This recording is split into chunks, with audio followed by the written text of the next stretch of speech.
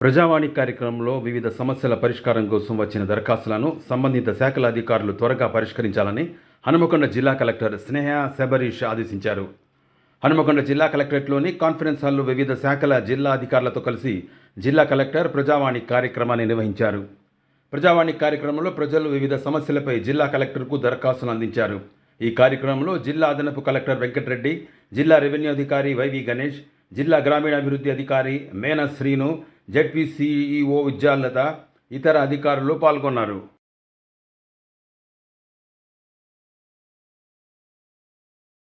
ये न्यूज को पेश करते हैं हैदराबाद होम अप्लायंसेज।